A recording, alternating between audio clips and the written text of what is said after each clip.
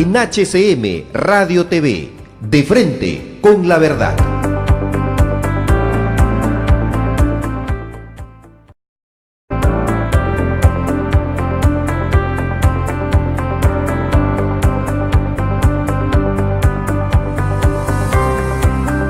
Buenas tardes amigos, el día de hoy un día bastante soleado acá en la ciudad.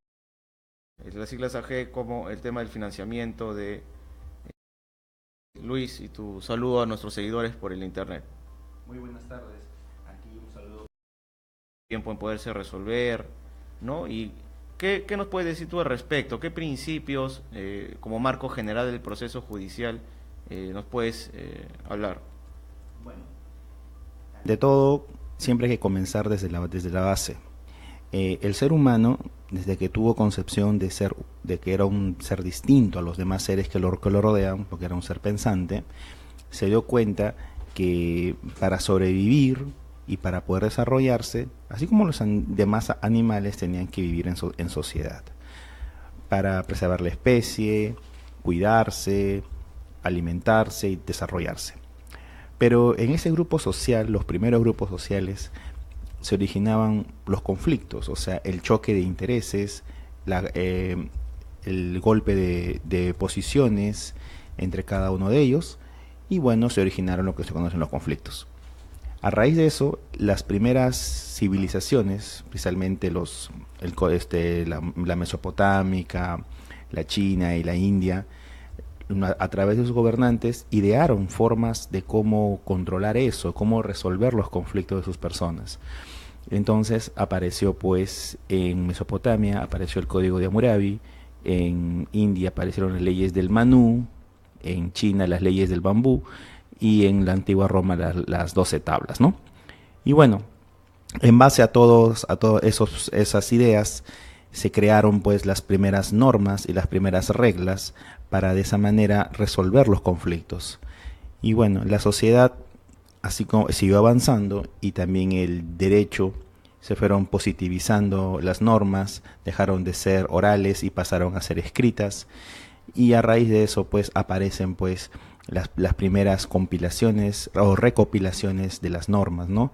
Entre ellos tenemos el primer avance, más grande avance, que hasta el día de hoy tiene bastante repercusión, en el Imperio Bizantino a través de su emperador Justiniano.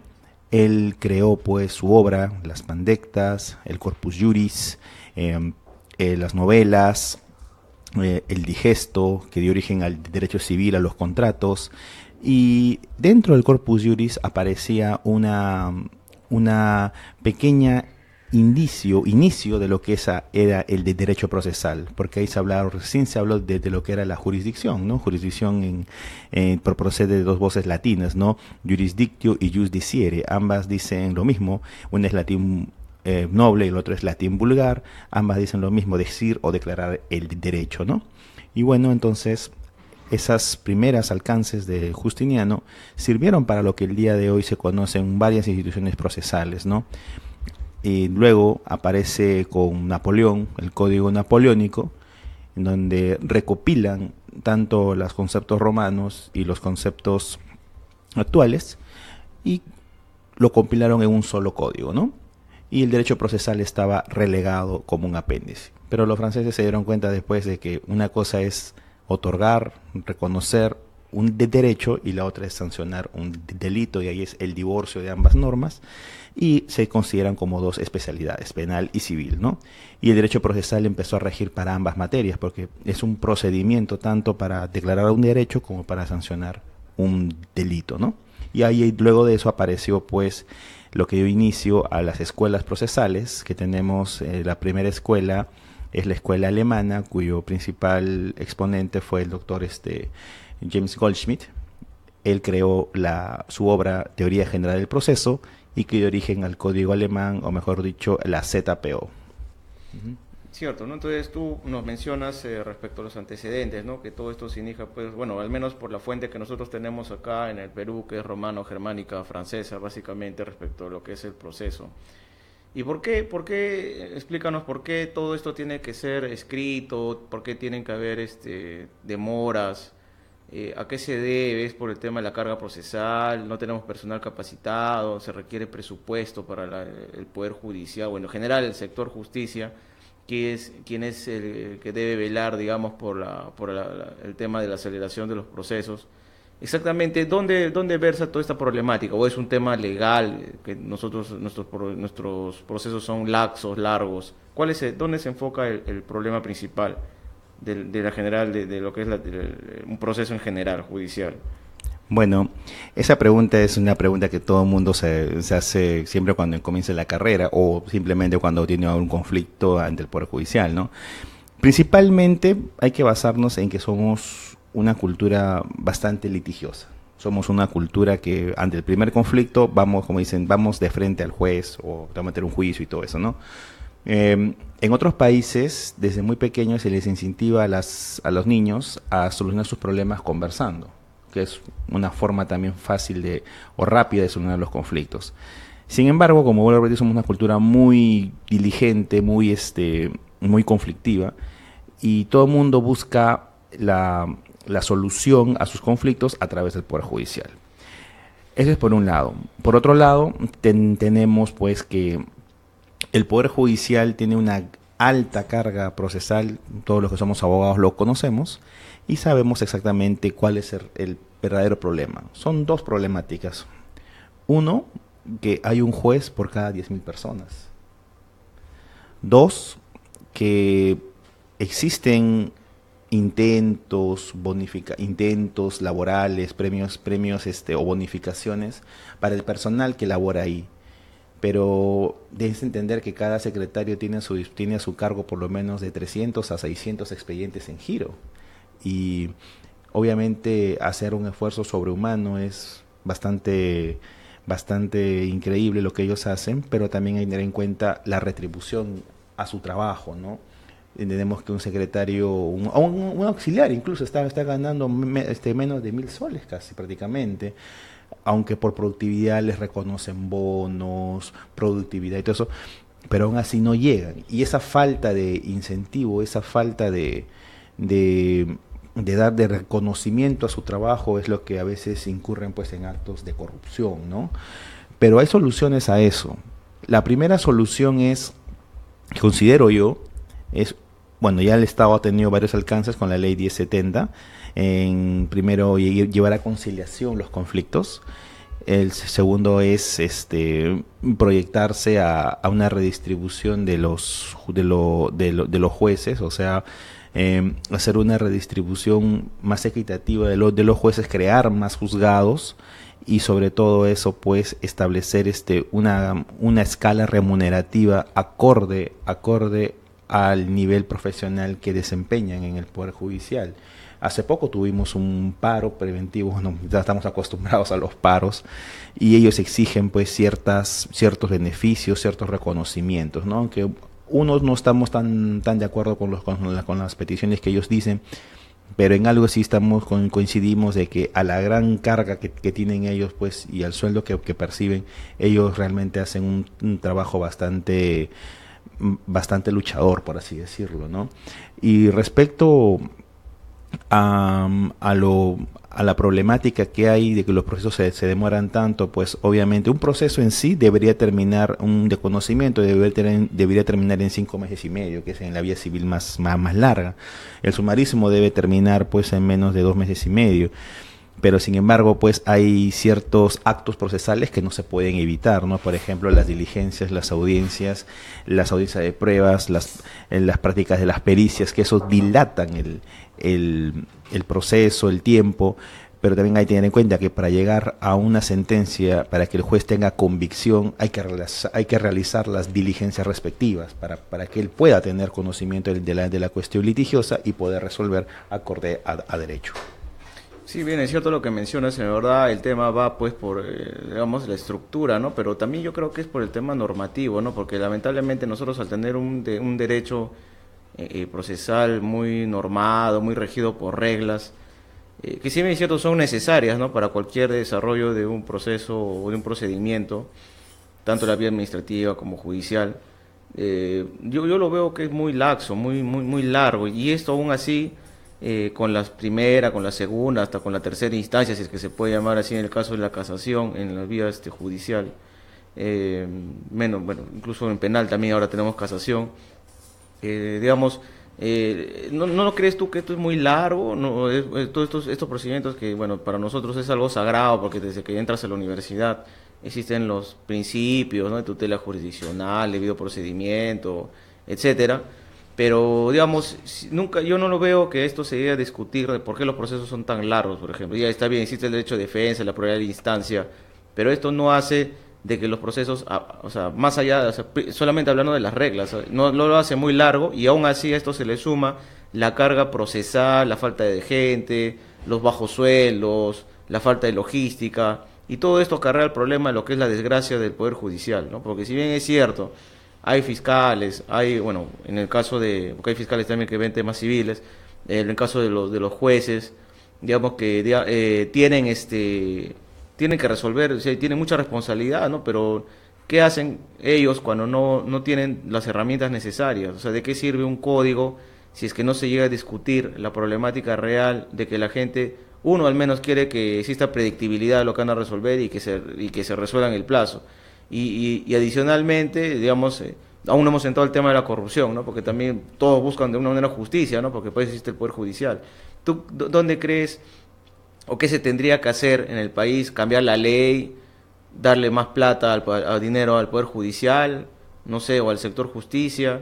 ¿Dónde crees tú que, aparte de las soluciones que has mencionado, pero dónde crees tú que debe enfocarse el esfuerzo de un gobierno? Porque al fin y al cabo es el Ministerio de Economía y Finanzas quien va a resolver a través del dinero y de la logística, y va a ser el Congreso a través de las leyes, modificar, no sé, el Código Procesal Civil, el Código Procesal Penal. Por ejemplo, en el caso penal se habla tanto de que sí, que procesos que son rápidos, que procesos menos tediosos, y termina siendo lo mismo o hasta peor que el antiguo Código de Procedimientos Penales de 1940, ¿no? Entonces, yo no veo que exista una discusión real de cómo solucionar esta problemática, porque siempre es lo mismo y estamos en ese círculo vicioso desde tiempos de la colonia, que eran procedimientos similares, tediosos, largos, ¿no? ¿Qué es lo que opinas tú, Luis? Bueno, comenzando nomás de que desde un principio, todo mundo, todos los ciudadanos, mejor dicho, del Perú, tenemos derecho a acceso a la justicia, ¿ya? Y toda persona que solicita, ejerciendo su derecho de acción, la solución de un conflicto, la contraparte también tiene el derecho a la defensa. En los civiles conocemos como derecho de contradicción. Y bueno, los procedimientos podrían ser más ágiles, pero como te comenté, hay ciertas diligencias que tienen que realizarse por el mismo sentido de la prueba, ¿no? Solamente todo medio probatorio tiene que ser conforme a la pretensión, ¿no? Para demostrar los hechos y la pretensión, ¿no? Y alcanzar la pretensión. Pero no es tanto soltarle más recursos al Poder Judicial, al sector justicia, o crear más jueces, no va tanto por ese lado, sino más considero que debe ser ya se han creado pues centros de conciliación para que las personas puedan resolver sus conflictos. Pero actualmente, para agilizar los procesos, evitar las enormes colas cuando uno va a presentar un escrito a veces, para empezar, ¿no? Acá en Zamora, que está acá, no tan lejos de aquí, para presentar un escrito con un nacido practicante, bueno, desde todo el día. No, bueno, sí, todo el que estudia Derecho sabe eso, ¿no? Claro. Entonces, bueno, sí, prosigue. Claro, entonces, ha habido un primer alcance utilizando los mecanismos que la tecnología nos ha dado. Uno de estos avances es el expediente electrónico. El expediente electrónico en el cual ya uno mismo, el expediente se queda en el servidor de la página del Poder Judicial y uno lo puede visualizar en cualquier momento. En segundo caso, en lo que actualmente la Corte de Lima ha establecido, lo que es los embargos electrónicos y también los remates electrónicos. Es un avance realmente grande y esperamos pues que, así como la tecnología está ayudando a esta forma de solucionar al menos los temas patrimoniales en caso de acreencias, considero que que dentro de poco pues ya no solamente el expediente electrónico, sino también supongamos uno se cruzan las audiencias y todo, de repente más adelante, como ya se ve en los procesos penales, ahora las audiencias son virtuales, ¿no? Y es así nos podemos evitar ahorrar mucho tiempo, incluso las diligencias pueden desarrollarse en momentos en los cuales uno no necesita estar feriado ni nada. Por ejemplo, en el expediente electrónico uno tiene todo el día para presentar su escrito, no necesariamente esperar un horario de oficina para presentar el escrito. Eso es lo más innovador que yo veo, porque antes teníamos que venir corriendo antes de las 4:45 y si no te cerraban la puerta. Y ahora pues con la computadora nomás podemos mandar el escrito en cualquier momento del día. ¿En penal meses que se está aplicando eso? No, en civil se está aplicando ahora eso de la casilla electrónica. Pero el expediente electrónico todavía no... Sí, se está aplicando en los procesos comerciales. Se están aplicando actualmente. Justo el presidente de la Corte el doctor Martel Chan dio esa noticia de esa implementación. Primero se está empezando el programa piloto en los juzgados comerciales. Mira, qué bien, en verdad, todo esto de la modernización, de la gestión del Estado a través de los expedientes electrónicos, digamos, forma parte de esta política de modernización y de gobierno electrónico que viene aplicando, porque eso ya es un poco a veces de gestión pública, ¿no? Cuando la gestión pública colinda con los temas judiciales, porque al fin y al cabo es el funcionamiento del Estado, ¿no? Claro. Entonces, bueno, ahorita lo de la casilla electrónica es prácticamente obligatorio, ¿no? La casilla electrónica, digamos, te notifican. Bueno, hay el sistema el SEG, que es el sistema para poder visualizar los procesos con número de expediente. En penal todavía no se hace así público, pero de repente es por un tema de reserva. Y bueno, pero digamos, poco a poco el Poder Judicial va lento, pero está tratando de tener avances, pero yo siento que eso no es suficiente. No sé si es que sería algo jalado de los cabellos, de repente decir de que, bueno, pues no modificar la ley o la norma o acortar los procesos, los procedimientos, eso yo lo veo algo utópico porque existe, digamos, un gran sector de juristas que en la vida pues van a imaginar cambiar, porque implicaría cambiar prácticamente de sistema y toda nuestra historia legal, nuestro código procesal y código civil y todo lo que existe, ¿no? Toda la norma procesal, tanto sustantiva como adjetiva, ¿no? Entonces, yo creo que la problemática, como tú bien lo mencionas, es de repente automatizar el tema, ¿no? Automatizar y de alguna manera, no sé, pues de repente dotar algo más de personal, ¿no? De repente para poder agilizar. Otro de los problemas que acarrea todo lo que es el proceso, Luis, es el tema de la corrupción, que en verdad el Poder Judicial, la vez pasada salió el sondeo de las entidades y el Poder Judicial, como siempre, no goza de popularidad toda la vida, creo, toda la historia desde su creación, ¿no? Entonces, ¿cómo ver el tema de la corrupción? Porque es tan enquistado y tan fuerte la influencia política y de corrupción en el Poder Judicial en general, y también cómo esto influencia, digamos, al proceso en sí, ¿no? Porque o hay corrupción al secretario, al auxiliar, o hay corrupción con los jueces y fallan de determinada manera, ¿no? O ponen obstáculos para no favorecer a determinadas pretensiones, ¿no? Entonces, ¿cómo enfocas y cuál es tu opinión de este tema tan delicado, Luis? Bueno, la pregunta es bastante interesante. Considero que hay que dividirla en dos grupos. Primero, pero el tema de la corrupción. Bueno, antes de entrar a ese tema, quisiera, bueno, conversar contigo respecto a o decirte lo que muchas personas, o de repente antes de que entremos a estudiar la carrera, hemos escuchado por lo general, ¿no? Cuando un proceso sale a tu favor, buen juez, excelente juez. Pero cuando un proceso sale en tu contra, le han pagado, es un juez corrupto. O sea, ahí estamos al tema de la cultura de las personas, ¿ya? Yo he conocido bastantes casos en los cuales me decían pues de que el señor, la parte me decía que le han pagado al juez, le han pagado al fiscal, pero cuando uno se va a leer el expediente, obviamente estamos viendo que el juez ha resuelto o el fiscal ha investigado conforme siguiendo los procedimientos, ¿no? O sea, no encuentras la sinrazón, sin dejar de lado pues las malas praxis de algunos jueces, ¿no? Por ejemplo, yo tuve un colega que me contó de un juez que solamente quiso leer en la lectura de sentencia de un proceso penal, solamente quiso leer la parte resolutiva, ¿no? Y cuando él no dispensó pidió que se leyera toda la sentencia.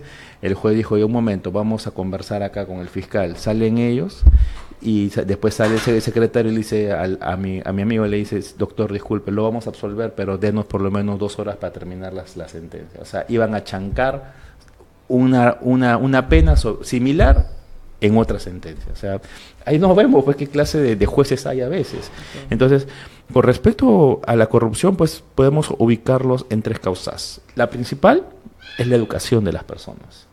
Desde niños nos enseñan que no toques lo que no es tuyo. No aceptes regalos de personas que no conoces. Ese es 1.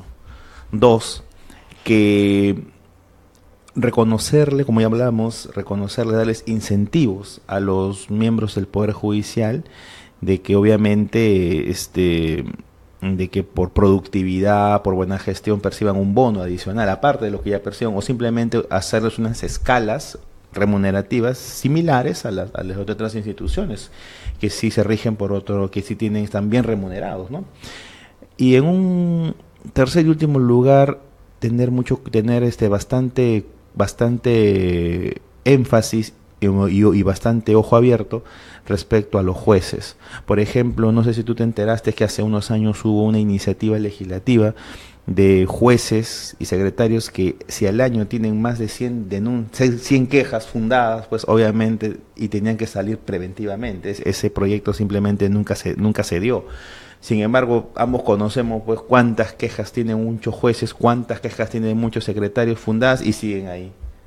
O sea, debe haber un control más estricto en respecto al órgano controlador, que es la OCMA a través de la ODECMA, y también el CNM, pues obviamente al momento de elegir a los jueces, revisar bien sus antecedentes. Pues, por ejemplo, hubo un juez que, no quiero decir el nombre, pero actualmente llegó a ser juez superior, y cuando yo lo conocí tenía por lo menos 7 denuncias, y 3 de ellas habían sido por maltrato psicológico en su familia, y mira, llegó a ser superior, ¿no? O sea, hay ciertas cosas que hay que enfatizar. O sea, el problema no es decir que este juez es corrupto, no, sino hay que ver de dónde proviene ese juez o ese fiscal, ¿no? Por ejemplo, también un juez que obviamente, un magistrado, pues que toda la vida ha sido una persona bastante, no ha tenido pues una infancia común con otras personas, psicológicamente pues está maltratado, ¿no? Y él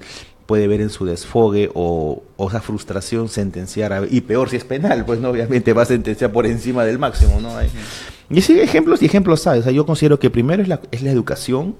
Segundo, los incentivos laborales propios de la entidad, en este caso el Poder Judicial, y en tercer lugar, pues tener un buen órgano controlador como es la OCMA a través de la ODECMA, para evitar estos casos. Pues, por ejemplo, un juez, un secretario, pues en una denuncia, pues en una queja, supongamos, va la ODECMA, investiga, saca su sanción. Esa sanción sube a la OCMA, se confirma, al final ¿qué? Siguen laborando y se van al contencioso. O sea, en fin de cuentas, tu problema fue un saludo a la bandera, el daño que te hicieron, ellos siguen trabajando, ¿no? Otros casos que he visto también de malos secretarios, pues que a pesar de existir una medida cautelar, ya que sí, o daba la retención de la consignación, en el proceso principal, el periodo vacacional dice que el secretario era nuevo, no supo y entregó la consignación completa, obviando el cautelar. Mira, a nosotros nos enseñan que un cautelar es sagrado, y mira, ¿y cómo pasa? Y al final pues fue sancionado por la OCMA con 7 remuneraciones, con el 7% una multa del 7% de su salario, y sigue laborando. ¿Y a nosotros qué? O sea, ¿el cliente qué? Otro también causa de las demoras, pues también es, a veces, pues, bueno, como le pasó a un colega mío, que el expediente se traspapeló por culpa del magistrado, ¿no? Que lo dejó en su gaveta, cerró y ahí se quedó. O sea, hay tantas cosas, tantos factores, pero principalmente son esas 3 cosas que yo te digo: la educación, incentivos para los incentivos laborales para los trabajadores, y tener una buena política política para designar y sancionar, para designar, tanto de designar y sancionar a los malos jueces.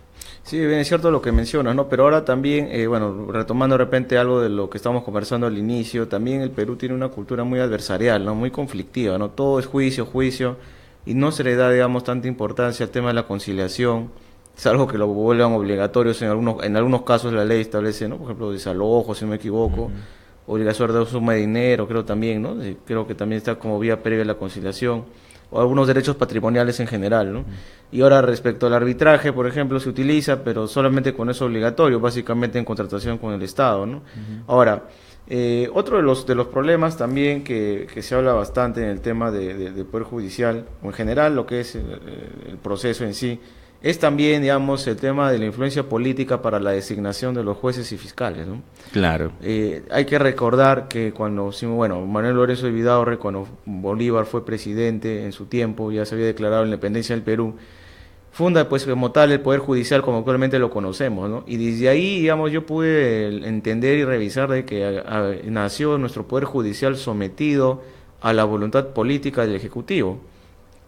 Y eso estamos en el 2017, casi 200 años después, y se puede observar de que, no sé, pues favorecen, por ejemplo, a Toledo no lo quieren extraditar, ¿no? O sea, hay determinados fallos cuestionables a gente de tráfico ilícito de drogas, no sé, pues, o sea, se mide con la vara de distinta manera, y cuando un juez, digamos, quiere tener autonomía, lo destituyen, o lo mandan a provincia, ¿no? Y hay jueces, como dices tú, que tiene 20 denuncias penales, y en provincia es peor, ¿eh? En provincia, digamos, en Lima es más o menos porque, digamos, es la capital, quizás Arequipa, quizás Trujillo, porque son ciudades grandes, pero tú te vas a la región Junín, tú te vas a la región Pasco, y prácticamente existe compadrazgos familiares, en Ayacucho, en un montón de sitios, donde existe, esto está prácticamente sometido a la voluntad de los gobernadores regionales, de los congresistas, ¿no?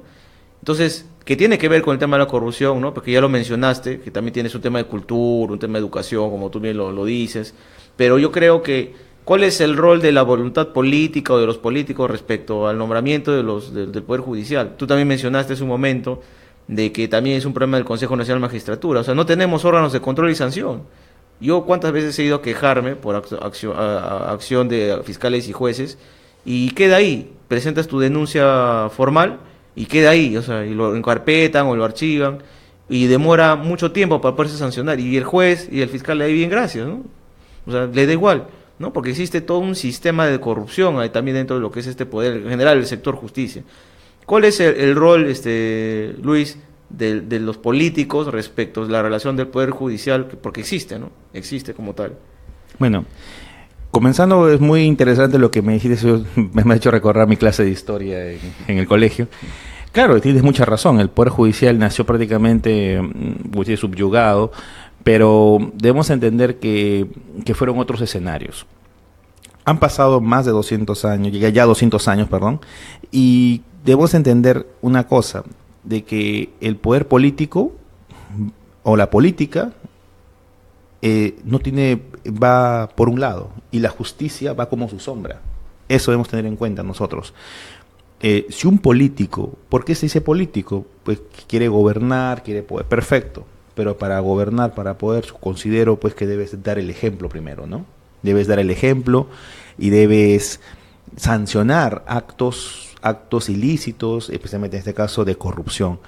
Yo considero que, muy aparte de la independencia de la separación de poderes, el Poder Judicial debe tener, como decir, los pantalones bien puestos y no temblarle la mano al momento de investigar primero, juzgar segundo y 3, sentenciar a un político por actos de corrupción. En el caso que estamos viendo de Alejandro Toledo, que no lo quieren traer, o en provincia, pues también dijimos que hay un compadrazgo prácticamente con el Poder Judicial, las autoridades políticas, es algo que tenemos que vencer y es algo en lo cual tenemos que incidir en las generaciones que nos siguen, incentivarles a que el juez debe buscar la justicia y no debe tenerle miedo al poder enfrentarse al poder político. Un ejemplo tenemos el doctor Carguancho, el juez, ese juez que hay que, y un reconocimiento, Concepción Carguancho, hay que darle un reconocimiento realmente, porque ese doctor ha pasado a la historia, porque ha ordenado prisión a 2 expresidentes, y un orgullo para nosotros que es sanmartiniano también. Sí. Entonces, ese temple, esa decisión y esa forma que él hace para hacer sus esquemas realmente es algo admirable.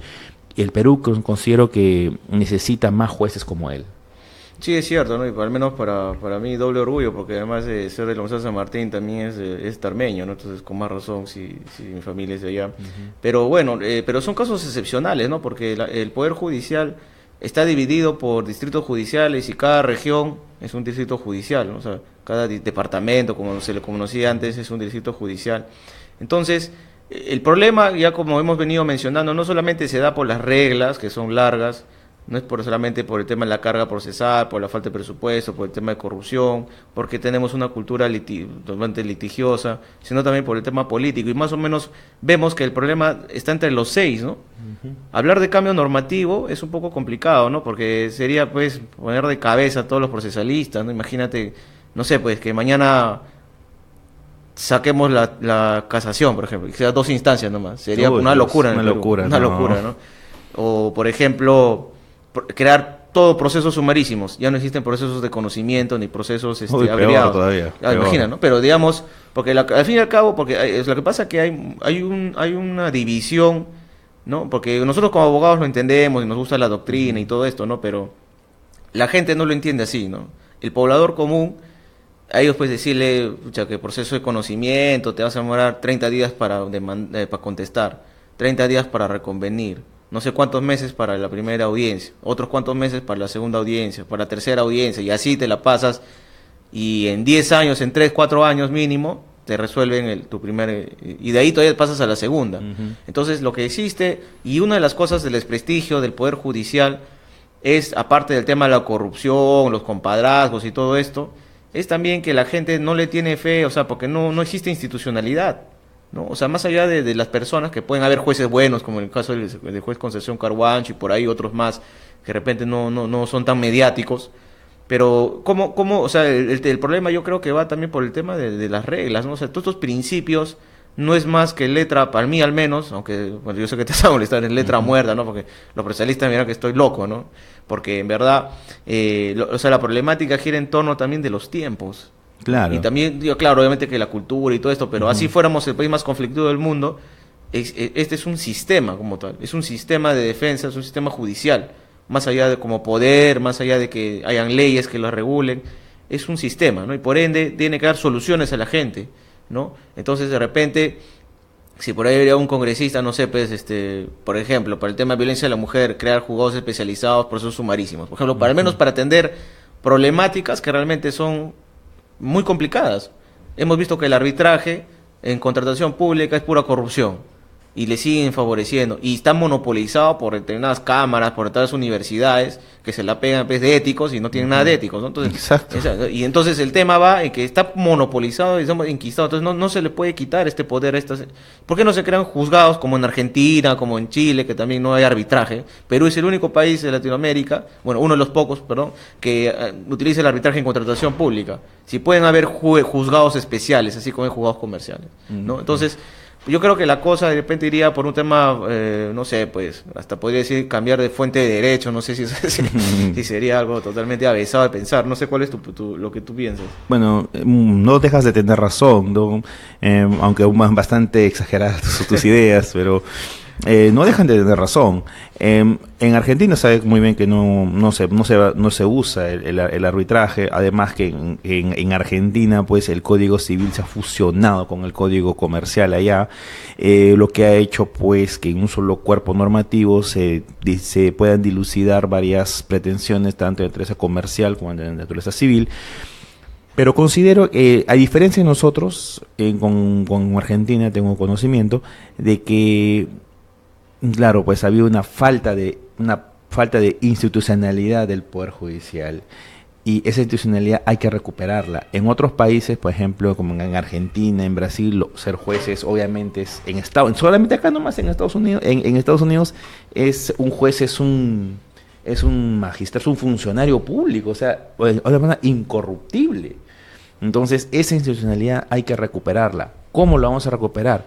No solamente sentenciar por sentenciar, sino que las sentencias sean fuentes de derecho y que realmente los jueces resuelvan acorde a derecho, bien fundamentadas, bien con buenos valores, con buenos principios, y que cada conflicto tenga una solución, como decir, una fundamentación armoniosa, como decían los profesores, una buena fundamentación que haga decir que obviamente tú puedes apelar, pero vas a saber el mismo resultado va a ser.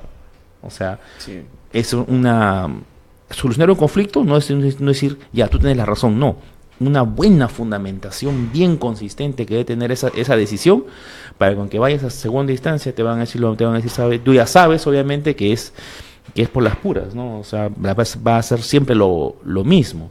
Y de esa manera, pues, esa fuerza y la decisión al momento de sentenciar, considero que puede cambiar en largo plazo o mediano plazo, puede cambiar la imagen del Poder Judicial. Es decir, un juez va a resolver y va a resolver bien, o sea, bien fundamentado, o sea, bien acorde a derecho, y no una sentencia arrancada de los cabellos, pues, no, por ejemplo, que citen cosas que no deben ser, o incluso una experiencia que yo tengo, una sentencia en la cual, pues, había citado, pues, a un poeta, ¿no? O sea, realmente yo no recuerdo el nombre del poeta, pero había citado un párrafo de un poema de ese hombre, diciendo que estaba referido a lo que es a lo que es el espíritu, ¿no? El espíritu, y ahí lo relacionó con el espíritu del derecho. ¿Cuándo se ha visto eso? Pues, ¿no? De que estemos haciendo una novela, pues, ¿no? O sea, realmente hay cosas que sé que con un buen trabajo desde las cátedras universitarias y un buen trabajo por parte del Ejecutivo en hacer sus instituciones fuertes, sanciones fuertes, y uno de esos también es la muerte civil también, ¿no? La muerte civil por actos de corrupción para funcionarios públicos, y ¿por qué no también a funcionarios judiciales que han incurrido en actos de corrupción confirmados, ¿no?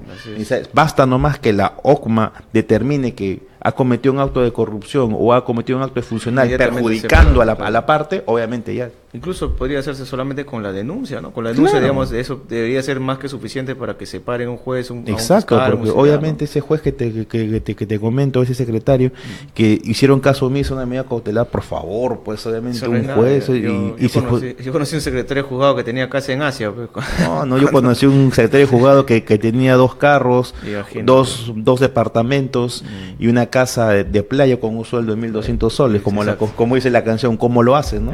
¿Cuál es el negocio, no? Sí, bueno, Luis, yo te agradezco por aceptar la invitación y haber discutido la problemática en general del sistema de justicia y lo que es el proceso en sí, ¿no? Porque está muy relacionado, ¿no? El tema del proceso judicial, las problemáticas que hemos venido hablando respecto a los cambios normativos, nuestra cultura litigiosa, el tema de la carga procesal, los principios, y así. Bueno, Luis, yo quiero agradecerte y será hasta el próximo viernes en este programa. Ok, muchas gracias. Gracias.